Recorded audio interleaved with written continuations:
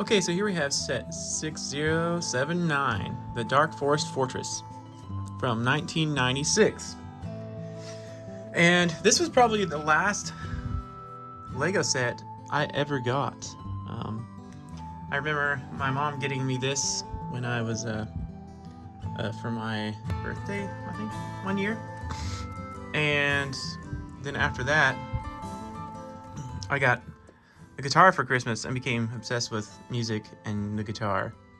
And yeah, I have a music channel, but maybe I'll talk about that someday, but whatever. But anyways, so this holds a lot of interesting nostalgia to me. And I thought it was a really, really cool design. I loved it. Loved it when I got it. Didn't really play with it for very long, unfortunately, but yeah. So there you go. And this is I thought I would do something different and put it on this table today that could rotate around. So forgive me for the awkward shots, but yeah, I love this set. It looks cool. It's striking. It's got a really neat base plate. Excuse me. This is the only base plate that this is ever used with, although the shape of it is in a few other sets. Some of the newer ones from the 2000s. I'd say that's newer, but I guess that's pretty old too.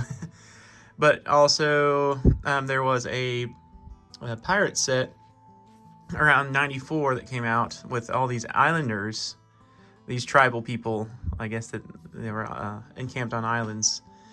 And it had this shape base plate on one side, and then it finished this curve and another base plate on the other side. So it was a really big set as far as the size of it. Not a whole lot of pieces. We had that one too. That was really cool. But yeah, other than that, I don't know of a lot of sets that ever had this shape. There may have been one that was the Aqua Zone. That was pretty cool. I don't know if anyone remembers that. The underwater submarine explorers and thieves. I don't know. They always have an enemy, you know. Anyways. So, yeah, very unique base plate, very, one of the more rare ones and expensive to replace. The Dark Forest, again, was only released in 96 and only released in North America, as far as I'm aware of. Maybe the US, but for sure North America. And so you won't see any UK versions out there if you're trying to look for one. And, of course, the really rare minifigures. This guy, he's really cool, but he's in Bandit Ambush. Kind of has a wolfback or pirate head. But I love his torso print. It's really cool. This guy, he has a normal Forceman print. But then he has this is from Bandit Ambush as well. He also has the same guy, and he has this little, kind of like sideburns. I think of him like a Friar Tuck or something, or whatever. Or maybe he has long hair underneath his cowl. Ooh, sorry for that. But yeah, it's a cool look. It looks pretty medieval. Love that. There we go. And, oops, put him back up here. Oop, struggling there. And then, of course, the other two minifigures are the most rare and expensive ones. Just like in Hemlock Stronghold, we've got this Robin Hood figure with like the bare arms, and then he's got sort of a vest with a couple of belts on. It looks really cool. That's sort of unique print face. I don't really know. Man, I'm not sure if that came anywhere else. It's a little similar to the Dragon Masters and the King from Royal Knights, but it's black, and yeah, it's just a unique print. So that's a rare one, especially like in all Forestmen. If you can keep and hold on to any of these tiny plumes, plus they play a lot easier anyways. They don't fall out as easily. You'd think they would be the opposite, but anyways, as you're moving them around, if you can hold on to any of those, those are definitely worth keeping and holding on to. They were expensive to replace. I was lucky to have everything with this set as far as minifigures go, and then the other ones. And of course, this is a really rare print as well, with this torso. It's kind of like he's got leather chainmail kind of a thing going on. It's super cool. I love it. And then, of course, his head imprint is from Dragon Masters. Maybe you could do some lore and imagine that one of the Dragon Masters decided to come over to help Dark Forest out. I don't know. That's kind of fun to imagine. And then as far as this set goes, mine was, I got really, really lucky finding this one. And it did have a few pieces missing, but luckily I had a bunch of pieces. I have lots of pieces from my displays and different things like that. And I happen to have extra weapon accessories. As you can see, there's a few sitting around. So that's pretty typical with all castle sets, really all themed Lego sets in general. Well, especially pirates and castle. You'll have little clips with weapons kind of sitting in the background, or in this case, I think one of these translucent pieces was missing, but just some little stuff. And so I got really fortunate, and I just kind of added to it, and there we go. It's great. Really cool thing also with this one, that this year and I guess the previous year, they came out with some brown castle or angled turret pieces. I don't know what you'd call them, but those look really cool, and it really looks like a big tree. I like the look of that. They did a good job with it, and don't really know of any of that since they came out with it that year, and then I don't know if it's been in any other sets since. I mean, maybe you could tell me. I haven't really looked into more of the late 90s and early 2000s sets. That's not really my focus anyways, but yeah. And so this comes with the two trees here, and this is, of course, the year that they came out. Well, Forestmen have a skeleton in all of the Dark Forest sets. Of course, I have the skeleton up in the tree as a captive. He's got a little jail up here. I'm not really sure, if the Dark Forests are bad, or if they're, they may be working on, I guess, taking prisoners, or, I'm not sure why they've kept him for so long, just to rot.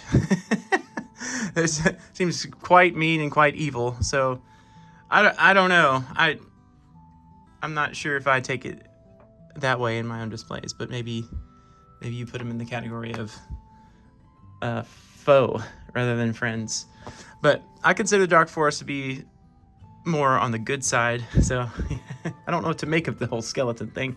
Maybe you guys can tell me a backstory on that. And Royal Knights sets had him, and that was more of a scare tactic. But the Dark Forest couple of sets that have him just seems like they just kept a prisoner there out of spite. And I don't know if that's quite the character that I envision for Dark Forest people. But anyways, I just consider them part of the Forestmen. So yeah, so this is really cool. Kind of move some stuff around. This not much to this front section. In fact, usually I add to it because I feel like he's a little exposed, but that's that. So it's like a pathway that you could walk through, and in this case of this set, you've got the Dragon Masters coming through on a carriage. I guess they're kind of like coming through the forest, which is really cool. I kind of stick it in my display that way. And then we'll kind of move on to here. So as they come in, we'll move him. As they come into as they're passing through the forest, the key feature of this set is that it has a falling tree. Crash! Which is actually pretty cool. I like that a lot. And is to keep people from passing through. As we kind of move over here to the side, it's got some sloped roofs pieces or design, which is neat. I like that a lot. As you look at the back here, excuse me. So yeah, there's a few accessories here and things that would be missing in a lot of cases. I think my string's a little too thick. Anyways, as you look at the back here, it's a decent design, decent big tower here. I'm not really sure how he gets down. But, you know, as with all Lego castle, you can just use your imagination. And it's got a little bit of a living quarters, a little table, and things like that. It's kind of cozy in here. You got this leaf piece that you can lower and raise here and hide out. I'd imagine that you could move this or figure out a way. Maybe not. Anyways, it's a little bit off kilter. You know, it would be nice if it was closer to hide more, but it's just kind of how many studs you have in the set to work with. So that's a nice little play area. That's pretty cool. This is where I guess the stable is for the horse. And my string's too thick. I gotta help it along. And it kind of has a little bit of a drawbridge here. It's sort of a ramp, I guess. And it doubles as like closing it up. And then so you can put the horse up for the night. And that's neat. I really like that. It's got this thing that I don't know what that is. It's maybe you guys can tell me what the official name of that is. It's like a backpack, but it's a bucket. And so it doubles as like a feeder or like a little basket. But in other sets, horsemen are wearing them on their back. And then you can kind of close the horse in for the night or whatever, like so. But I kind of thought there's a couple of things, like I kind of thought this is a perfect size stable, that's good, but you know, what if you have an enemy coming around here?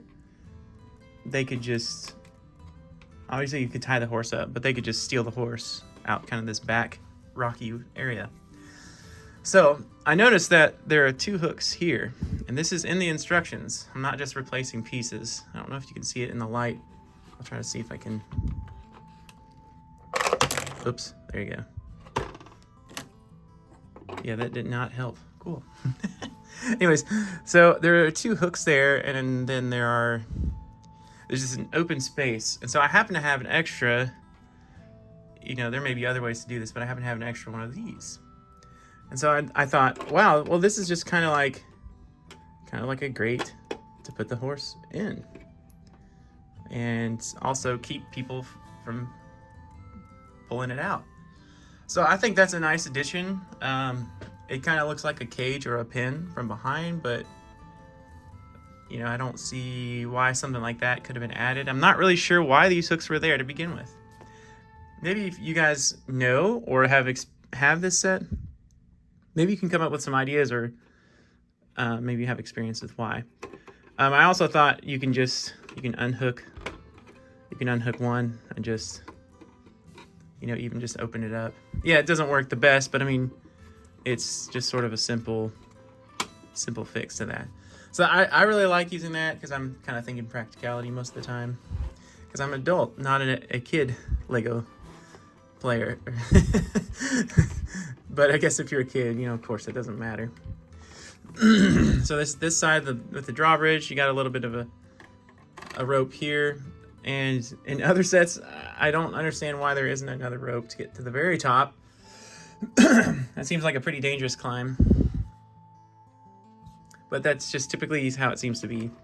Then you've got a little sort of hideout, cozy area there you could camp out in, or hide and shoot arrows out as people come by. And that's kind of the point. They're just hiding out and shooting arrows. And here is, last but not least, a little catapult sort of thing. And it's odd when you look at it for the set the first time. It's hard to tell what it is. And I even had kids ask me, like, what in the world is that? And then you try it out and you're like, oh, it's pretty decent. So, you know, it has kind of a long, high-range catapult by bending these 2 things. I think over time that would be a lot of stress on the rope pieces, but as a catapult, it works pretty well. So there you go. That's Dark Forest Fortress, and that's all of its little secrets for the most part. I always like these little windows, but anyways, yeah, you can pop out and shoot arrows. But